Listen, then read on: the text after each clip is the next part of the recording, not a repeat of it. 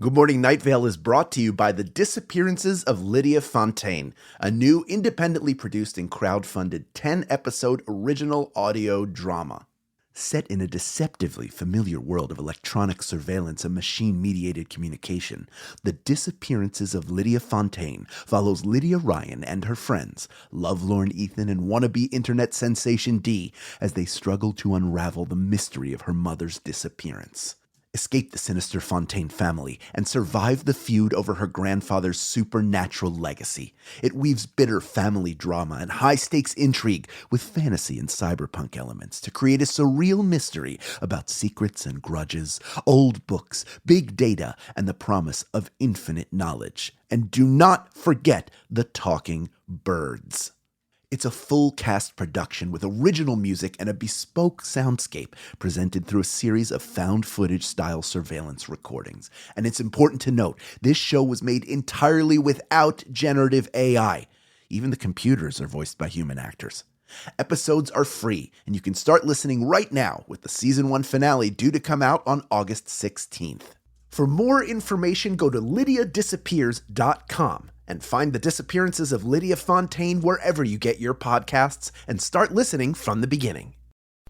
Insurance isn't one size fits all, and shopping for it shouldn't feel like squeezing into something that just doesn't fit. That's why drivers have enjoyed Progressive's Name Your Price tool for years. With the Name Your Price tool, you tell them what you want to pay, and they show you options that fit your budget. Enough hunting for discounts, trying to calculate rates, and tinkering with coverages. Maybe you're picking out your very first policy, or maybe you're just looking for something that works better for you and your family. Either way, they make it simple to see your options. No guesswork, no surprises. Ready to see how easy and fun shopping for car insurance can be? Visit Progressive.com and give the Name Your Price tool a try. Take the stress out of shopping and find coverage that fits your life, on your terms. Progressive Casualty Insurance Company and Affiliates. Price and coverage match limited by state law.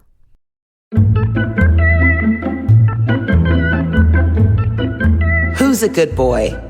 Who's a good boy? Who is it? Who is it? Good Morning Night Vale.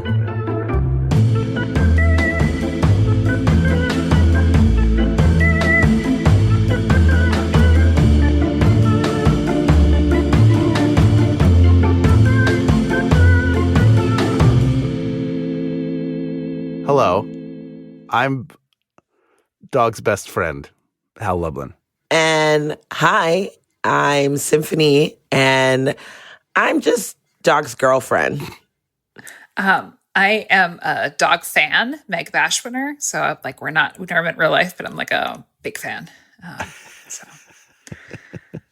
it's so cool that you guys know. I saw the best dog today, you guys. Oh, I was having outdoor lunch, and the dog was also having outdoor lunch. It was just like this little mini Australian Shepherd, no tail, no worries, just like it did that thing where it lays down on the ground and its legs like go out like frog. yeah. Oh, yeah. In the back. Yeah.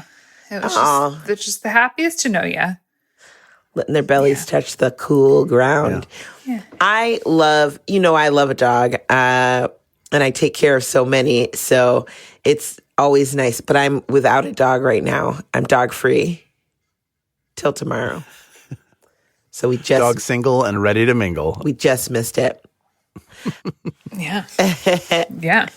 So this is the dog podcast where we talk about absolutely whether we have a dog, whether we're near a dog, and whether we saw a dog today. Mm-hmm. It's also the recap podcast for the Welcome to Night Vale show, and we are recapping episode 89, Who's a Good Boy, part 1. And yeah, boy, are we. Current date and time for those listening out in the world is Wednesday, June the 2nd at 10:42 p.m. Eastern Standard Time. So if something happens in the world between when this airs and then, and we didn't address it, you know why. It's because we were in the blissful before times. And so we're here to talk about Welcome to Night Vale together. Yeah. Absolutely. And this episode's description for Who's a Good Boy is, who's a good boy? Who is it? Who is it? Let's talk about it. Let's talk about it. So we're here. Wow. We are at the end of this season. Wild. So we have 2 more episodes, and then this one is done and dusted. This episode as a whole was wild to me because I was just like, oh, the shit's really hitting the fan at this point, right? Like, everything's like in chaos. You know, Cecil's kind of like looking at his life and the sum of everything that he's done and knowing that the possibility of the town being destroyed and all this stuff. And it seems a little like all is lost at first, right?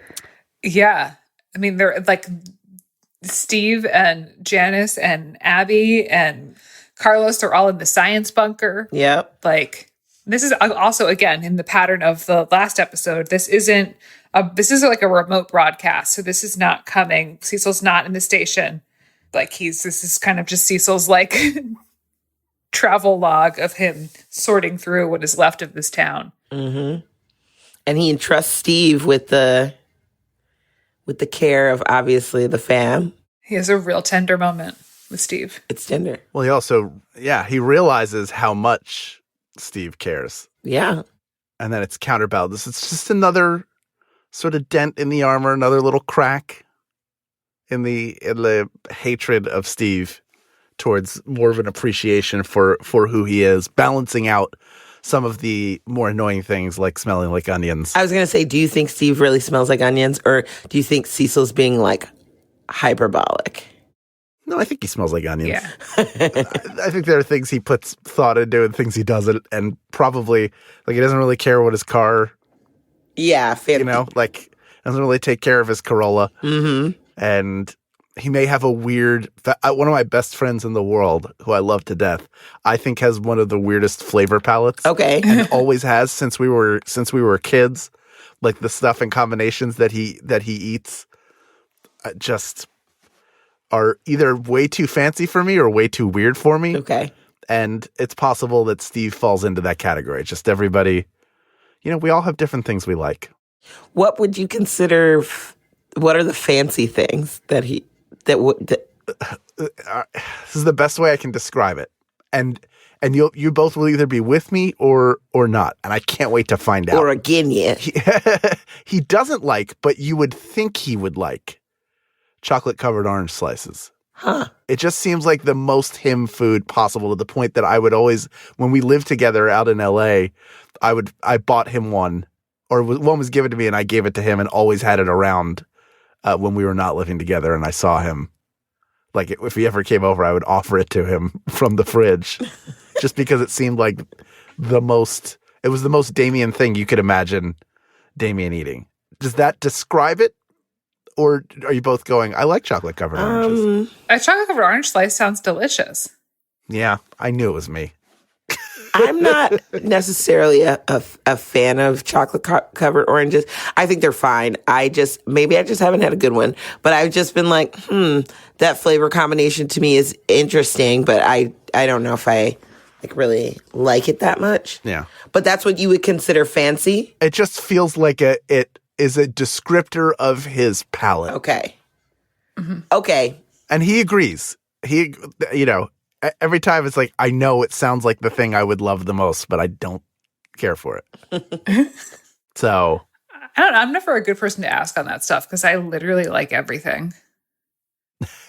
And I like nothing. So. Yeah. I like all the foods. What a pair we are. I like all the foods. I like lots of stuff. Yeah. But there's probably a few things that I would rather not eat. Like I think I had abalone once and I did not enjoy that very much. But everything else I pretty much eat. The one who was in a relationship with Prince?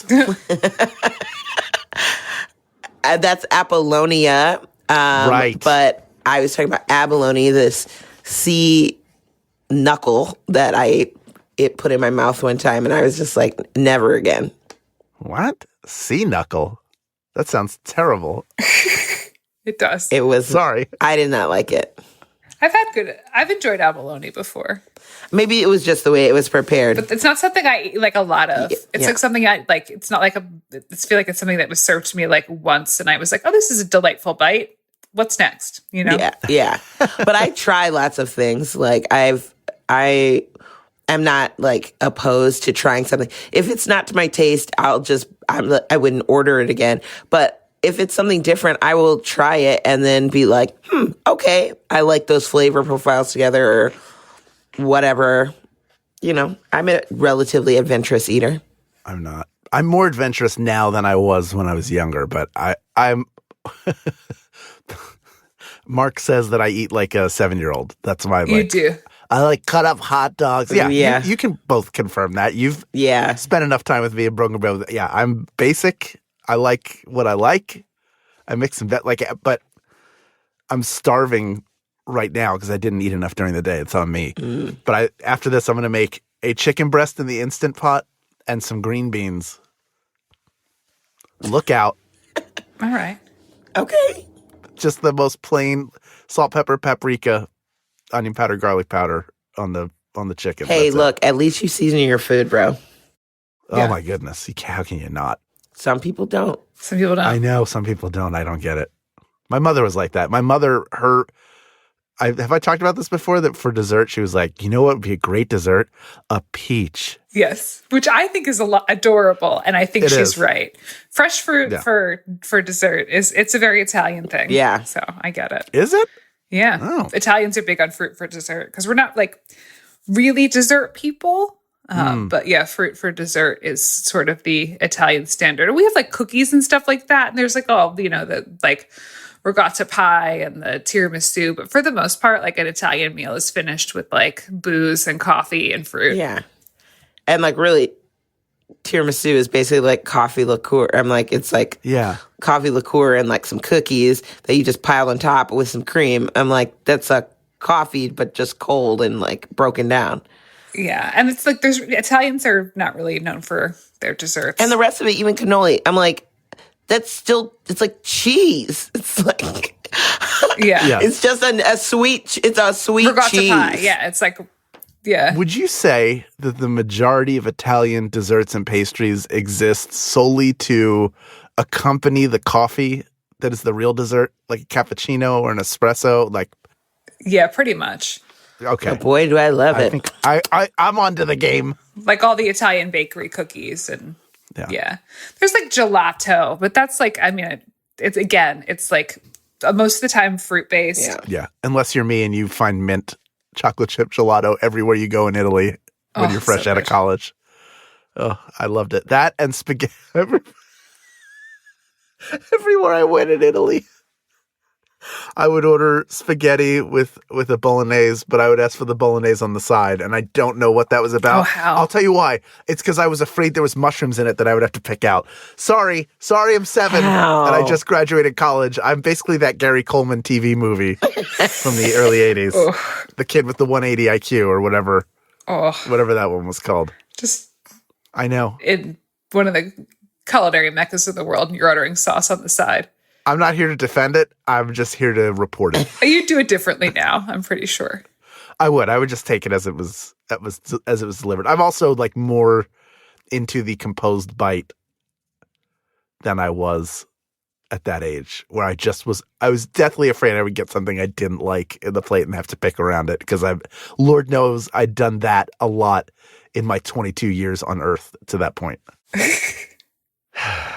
Oh, well, much like how Cecil is also there just to report on what is going on and what he is seeing. And what he is seeing is a ton of destruction in the town done by the strangers, all except for Dark Owl Records. Wonder why that is. We know. And they're just outside smoking candy cigarettes, which I love. I love that. Candy cigarettes. And they're like they're like a couple, but like not a couple. Mm-hmm. They're just hanging out. They're just cool and hanging out. I love the description of the smell of the candy cigarette when they light it too. Mm-hmm. And yeah, Maureen's like, okay, so this wasn't good. And I get that now. I'm seeing that. And I don't work there anymore. Yeah, I love, that's such a Maureen thing to do, to just be like, well, I quit, so.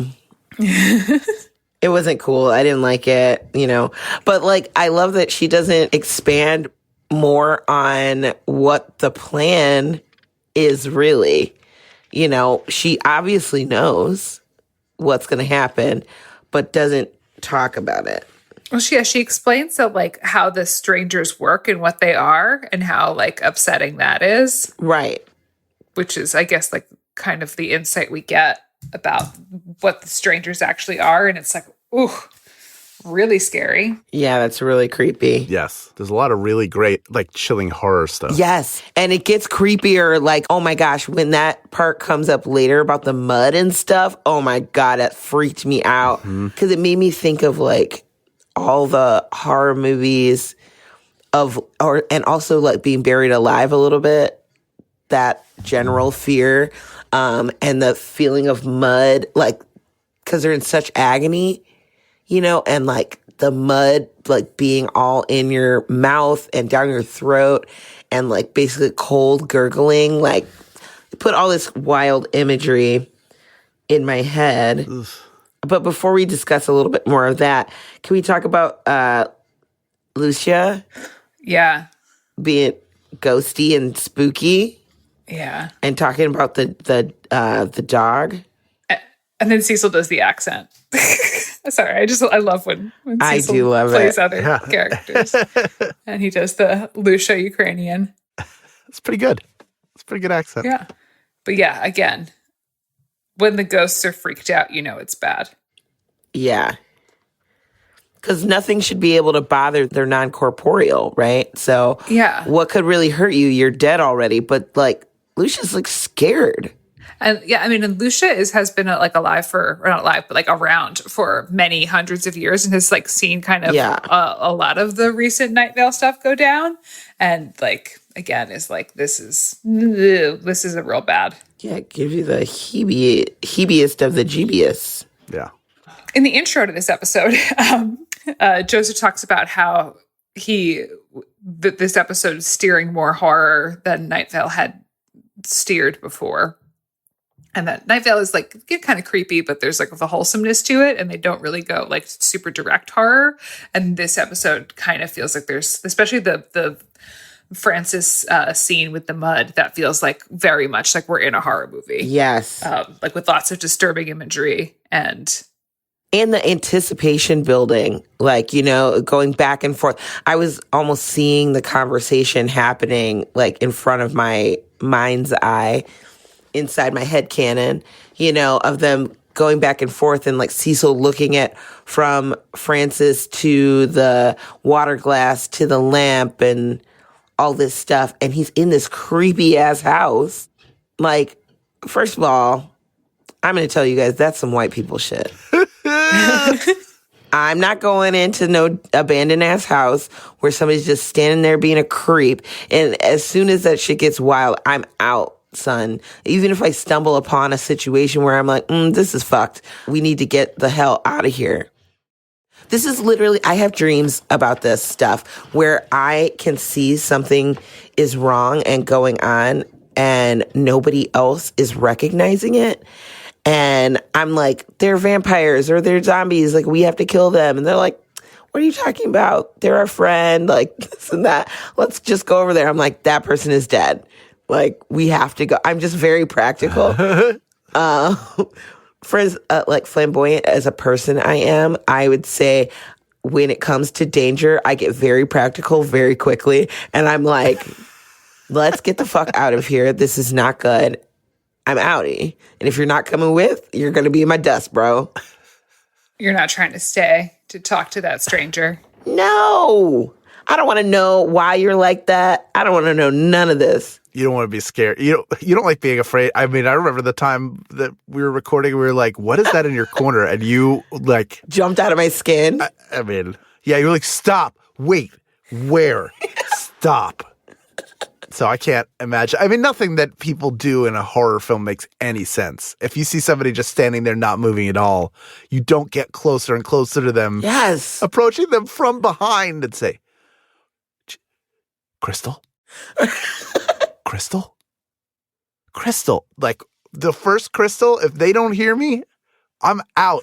Goodbye. Yeah. Bye, Crystal. Bye forever, Crystal. Sorry. I'll try calling you later, girl, but I'm not. Yeah, you had your chance. Don't forget, go to our meeting place. Isn't it weird though when you have this kind of experiences in real life where like it's not like you kind of like freak yourself out like you're home alone or something, and then you're like, well, I have to go down to the basement to get the laundry, but you freaked yourself out and you're like in your own horror movie for a moment. Yeah. But yeah, and then it's fine. Well, and usually it is fine, but there is that. It's always been fine for me. No, it's always been right. You're right. It's always been right. It's never been like ended in tragedy. Like we're fine. We've never been chased out of our home by some maniacal killer or ghostly body, or demon. We don't live on a hellmouth. None of us. Not a three of us. Yeah. I don't. Wait, do you live on a hellmouth? No, I don't. Well, I don't know. This place was built on a swamp. It's hard to say. I don't know who's buried underneath these waters. I was gonna say. They said it was a swamp. Are you sure, or is it like some poltergeist shit where like it was like an old burial ground or something?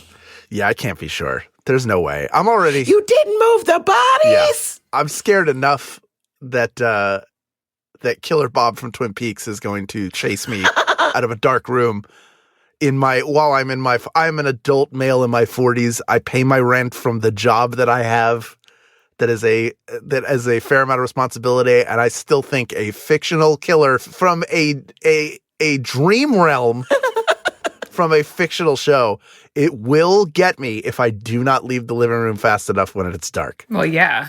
I just get that feeling of like that something's in there. Because that's how that original show ended. He's chasing him through the whatever the place is called. I forget. The Black Lodge. With the white and black floors where everybody's like, your head. The Cooper doppelganger. And then he went to brush his teeth. Sorry to spoil this for everybody. It's only been 30 years. I know. I was like a million years ago.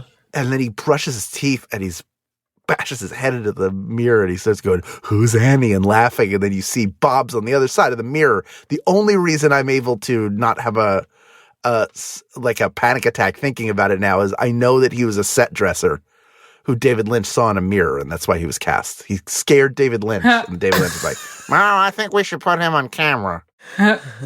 He's like, "Jesus Christ." Yeah. "Oh, Bob, you scared me." Or whatever his name was. Something Silva. Can you imagine? That's how you get a job. I mean, I wouldn't look a gift horse in the mouth, but like, no, that's so. You're like, oh, because my face scared the shit out of you. Sorry. I'm also scared of Michael Anderson, who played the little person in the suit who danced. Yeah. If I saw him in public, I would punt him into the sun. Just like I would be so scared. Just like a fear reflex of like, no, like, dude, I'm not here. And then run. I would run. Well, because you're expecting him to like also talk backwards and be really scary. And, that was like a source of fear for so many people because it came repeatedly throughout the show. Yeah. Well, I hope you never end up next to him at a con at a table. He's just like a nice man. I hope not. I wouldn't be able to deal with it. I'm sure he's the nicest guy on earth. And I am in my brain, that scenario, which I have played out several times, takes place in like a Ralph's. Like he's just trying to buy some cream of chicken soup. And here I am like, "No, devil, no." And just oh. Well. Anyway, so the mud Frances Donaldson thing is very terrifying. Also because when Cecil's talking to her, she's like, "I'm still in the mud." Yeah. And it's like, you're like, then what is this body? Yeah, this sort of like interdimensional thing that's happening. What is this body? Things are not looking like they say they're looking. There's that like the uneasiness of things doing things they're not supposed to be doing. Shoes talking. Yes. The body's doing like it's that sort of thing that things stop working with their normal rules, which is very scary because as humans we love rules because we spend so long learning how the universe works that when it doesn't work that way, it's very unsettling for us. It's upsetting, absolutely. And it's that slow realization of being like, oh, this is actually super terrible and how scary that is. And finally, Cecil gets it together and is able to escape. Like, yeah, that moment where it's like, leave, I was like, oh no. It like made me physically ill. And then he gets out. Yeah. And it comes across the men who are not tall or short. Yes. And apparently one of them is new. Yeah. That's from the story about them. You? One of them. Because the one gets murked. It's a story about you. Yeah. Yeah. Well, I feel like there's like always kind of like a Dread Pirate Roberts situation. Absolutely, Mom. Right. But yes, we whatever the men who are not are there, Yeah. things are not good. And they're like, it's not, we didn't do it. And I'm like, okay, that's not good when the surreptitious black ops sort of like men in black sort of people are like, we didn't do this one. You're like, what the hell? Yeah, again, it's like the if the ghosts are scared and the men who are not are uneasy and confused, then again, it's just trouble. And town hall is like wrecked. The city council, of course, not there because bad at their jobs. Never there. And and then Cecil finds himself face to face with the beagle. The battle royale with a puppy. Where it's like the writing is interesting because there are parts where the beagle is still cute. Right. But the beagle is also terrifying at the same time. But now we're seeing them both in the same shot as opposed to the like, is the beagle terrifying or is the beagle adorable? Yeah, it's both at the same time. But honestly, the way I thought of it is the facade that the beagle shows to everyone, the one that you just generally see is the nice, sweet, cute, floppy-eared beagle that's such a good boy and so cute. But like truly, if you were able to see like inside it or underneath the facade, it's like a demon hound, the devil that's coming. Have you ever seen did you ever see The Devil's Advocate? Yes. The movie The Devil's Advocate? Okay. Yes, with Al Pacino? Yes. Remember, he was like, Kanunu was married to Charlize Theron, and she went out to like shopping with the ladies, and like she saw in the mirror that they were like had hideous demon faces. That's what I'm imagining, where you would just see it out of the corner of your eye, or if you were just barely looking at it and you're like, oh my gosh, but now that I've seen your true self, it's on. So that was my thought process behind that. Yeah. Again, another horror device where it's something, you finally see something. Yeah. Yep. Something's not the way it looks, and then you see the other side of the coin, the other side of the mirror. What are you imagining it looks like? Because I'm imagining kind of like the ugly gremlin, but like in a dog form, or almost like Resident Evil style, like hideous, fleshy looking like monster type thing. My brain is making it scary by the way it moves, not necessarily the way it looks. Okay. How does it move? Like that sort of like bugs inside a person thing, like in Men in Black, and like, but also the rhythm by which it moves is like not normal. So like it's kind of jumpy, like and like I don't know, just like demonic, and like it has more bones than it should have, and moves those bones at different rates. Yep. Yeah.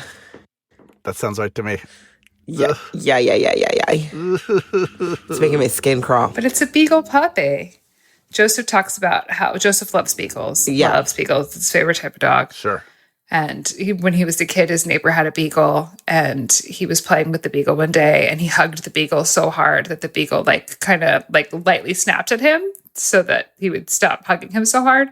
So Joseph, literally hugged a beagle so hard that it had to bite him. Oh.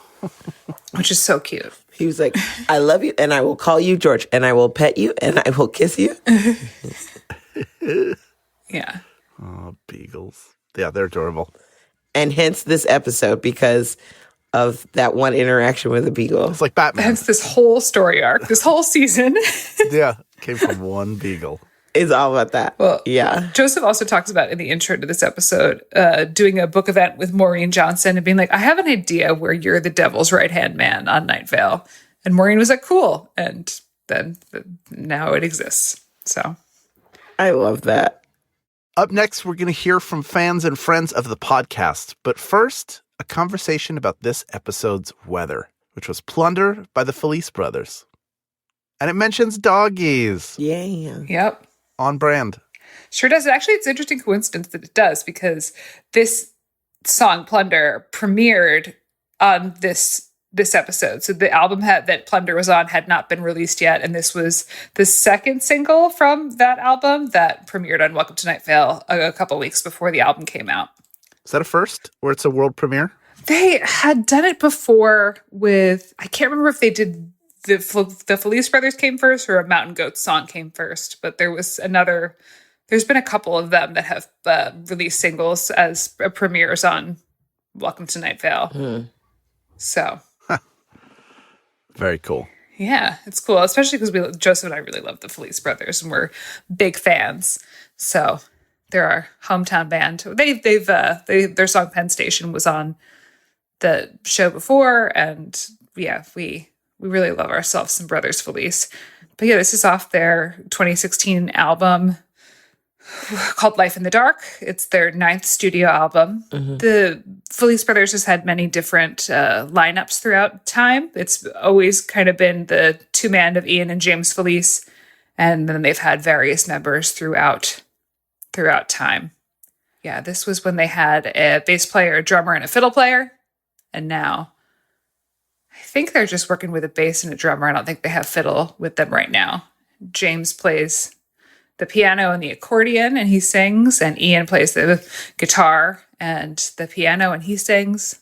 So, well, I really enjoy it. I thought it was a great song, and I didn't recognize that it was sometimes you can recognize, like, if they've already been the Weather, you can sometimes recognize their voice, but I don't know them as well as a band, so I didn't recognize it, but I was pleasantly surprised. I was like, ooh, I like that song. I wonder who that was. And then when you said it at the end, it was fun to be like, oh. And I'm like, Felice. Felice. Every time I think of them, I'm like, am I saying it right? You probably are. Yeah. They wouldn't be mad. Okay, good.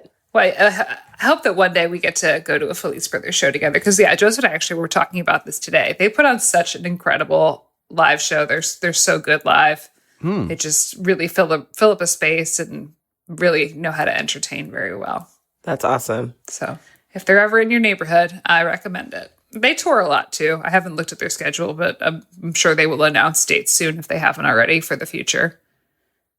I'm so hungry, as I mentioned earlier. And I shouldn't be having carbs right now. I'm trying to get back on my eating plan after a horrendous start to this year. Mm-hmm. The pandemic finally caught up with my tummy and brain. And one thing I can have that has all the joy of carbs without actually having any carbs is a really nice Fan Zone calzone. Oh, yeah. Guilt-free, baby. Stay right there. Good Morning Night Vale will return after a brief break.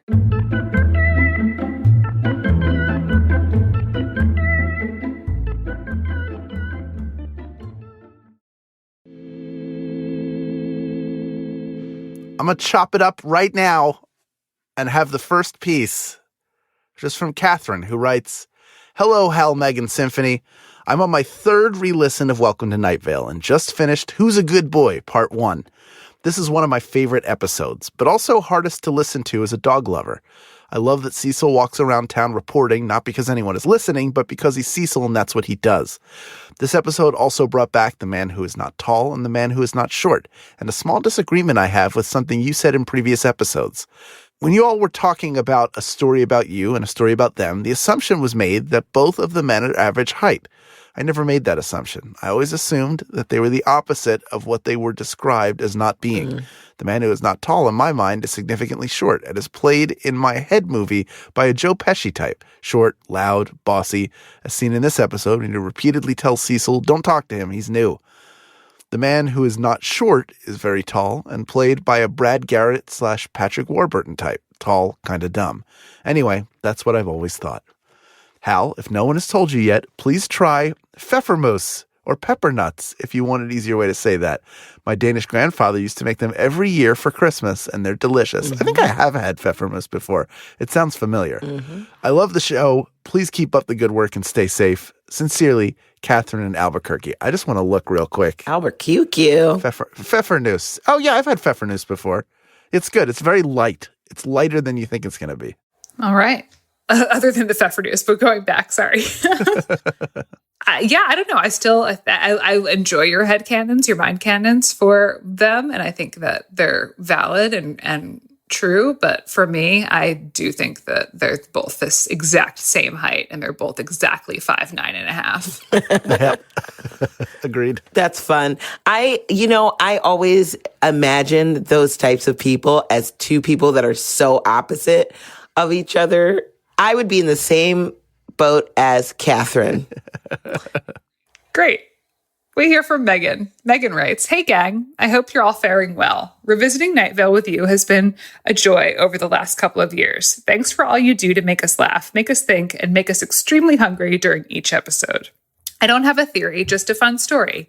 My girlfriend introduced me to WTNV, but instead of selecting an episode to show me, we just started with the latest episode. It was June 1st, 2016. We had just arrived at my hometown beach, shout out to Point Pleasant Beach at the Jersey Shore, and settled onto our towels. Farah asked to play the new episode of Welcome to Night Vale, which just happened to be Who's a Good Boy, Part 1. Boy, did I not expect what was coming. Crying smiley, emoji face. Throughout the course of the next 32 minutes, I was delighted by the contrast of horrific story coming through the speaker, mingling with this bright sunny day and the sounds of the ocean and kids' laughter. I still smell a refreshing salty breeze whenever I hear the lines, I'm still in the mud. The Satanic Hellhound Beagle story arc is my favorite one of the show because of this experience. I binged the entire show after that and have been an avid listener and showgoer ever since. Have a great day. Megan." Thank you so much, Megan. What a great story. Also, love Point Pleasant Beach. It's not my hometown beach, but I have been to Point Pleasant Beach a number of times, and it's a beautiful, beautiful beach. So good on you. And I'm glad I can picture it because, Point Pleasant Beach is a very family-friendly place. So there's always little kids and people running and screaming and jumping. And so they had that kind of paired with this episode is a beautiful image. Yeah, with just abject horror. And you're like, what the hell? And so scared. That sounds really fun, actually. Yeah. I love to listen to weird stuff in weird locations. So that's perfect. Next up in the Calzone, we have Michael. Michael writes, "Hello, Meg, Hal, and my fellow Chicagoan Symphony. What up? My name is Michael. Been listening to Welcome to Night Vale for what feels like forever. Initially, I listened to it as it came out while I was in high school in 2012. Oh, my heart. But fell out of it and then started again in 2016 as my dad had passed away. And we used to watch old TV shows and listen to older radio shows in the car. So a narrative fiction podcast gave me a lot of comfort in its familiarity. Who's a Good Boy? Parts 1 and 2 are my absolute favorite episodes. My question is Cecil directly responsible for the Demon King puppy, as he had 2 interns turn against him for his disregard for their lives? Chad disappeared early in the series, and Maureen only switched internships because Cecil refused to give her the credits for her time with him, even though she disappeared because of him. I think twice, and she still came back. Chad also wouldn't have summoned up the puppy had Cecil shown more care for his safety in the first place, so that he wouldn't have needed a puppy for companionship. Granted, Steve Carlsberg was the one who suggested it. Should Cecil be held accountable for the events that transpired because of his neglect? Also, what would that accountability look like? In terms of Night Vale, I think they'd protest against Cecil's show, and then he'd give a big apologetic speech and actually change his behavior finally after a little bit of a stint at the re-education center. I bring this up because accountability is really effing weird in Night Vale. Hiram's sentencing comes to mind a lot in these episodes, but also anyone who has done someone a slight wrong seems severely punished for things that otherwise aren't actual problems. Side note, my partner and I just rescued a dog. Her name is Sheba, like the queen, and she's a partially blind 9-year-old black Labrador. And looking at the image that inspired the scene of the beagle standing is already haunting enough. Now I'm just grateful that I have a dog who's too lazy to try and stand on her hind legs. But she's my angel nonetheless. Thanks for letting us listeners into your friendship and the work you do. It's been such a comfort during this insane time, and I can't wait to hear more stories from you guys and Night Vale. Blessings from your friendly neighborhood food pantry worker, Michael H. P.S. Attached are photos of my queen just because. P.P.S. Yes, she's thicker than a Snicker. Aww. Oh, look at that rump. She heavy like a Chevy. I love it. She chonky. I love it.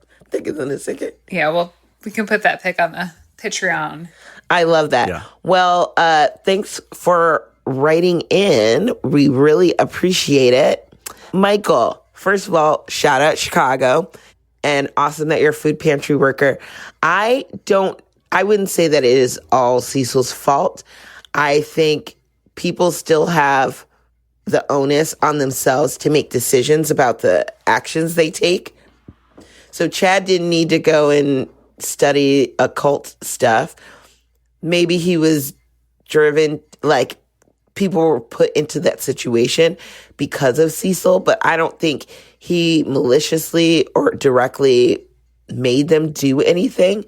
But did he do them wrong? Did he do them dirty? Absolutely. Yeah. But it was unintentional, I think. Yeah. Well, yeah. Well, I think it's a valuable lesson from Cecil. I don't think it's malicious, but I think it's like you need to treat the people you work with respect and value, regardless of their position. Totally. Yeah. And also pay attention to the people in your community.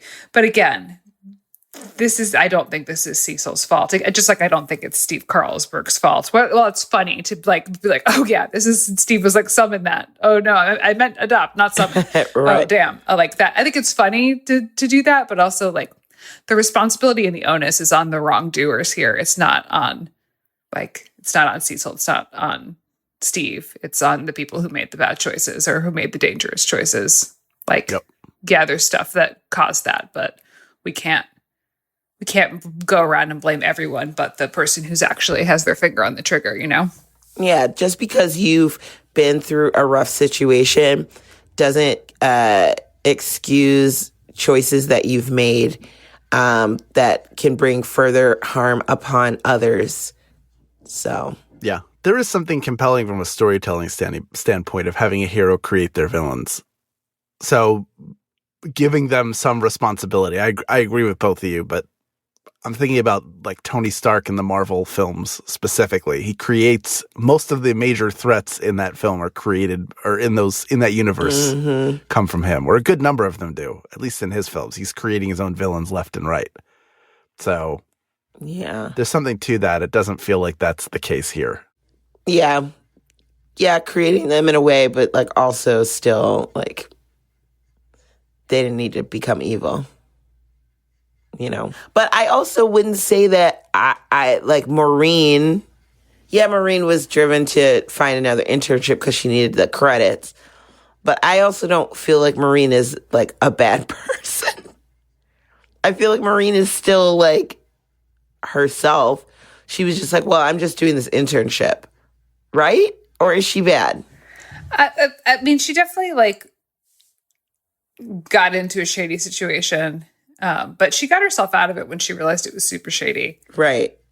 Yeah, I think like Maureen is like maybe just a little young and a little green and didn't necessarily realize how deep she was in until it was maybe a little too late. Yeah.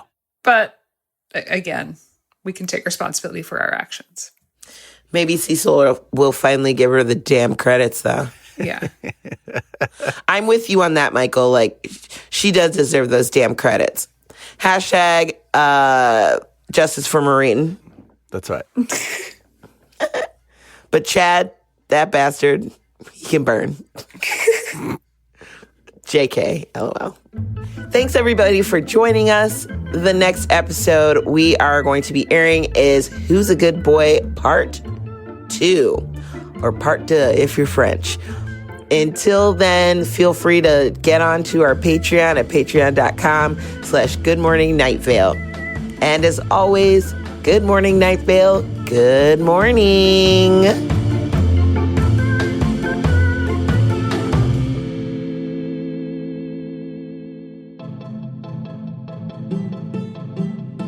Good Morning Night Vale is a Night Vale Presents production. It is hosted by Symphony Sanders, Hal Lublin, and Meg Bashwiner. It is edited and mixed by Vincent Cacchione. It is produced by Meg Bashwiner and Symphony Sanders. Theme music by Disparition. Special thanks to our fans who submitted their thoughts this week. Leave us a voicemail at 929-277-2050 or email us at info@goodmorningnightVale.com to share your theories and ask questions, or to send us pictures of your beagle. This show is powered by our patrons, like LaShonda Hill, Brian Sullivan, Jessica B., Carter, and Megan Crump. If you're interested in supporting this show in exchange for lots of fun, exclusive, insider, hyper-cool kid content, like pictures of a dog that's thicker than a Snickers, check us out at patreon.com/goodmorningnightVale. For more info on this show, go to goodmorningnightVale.com.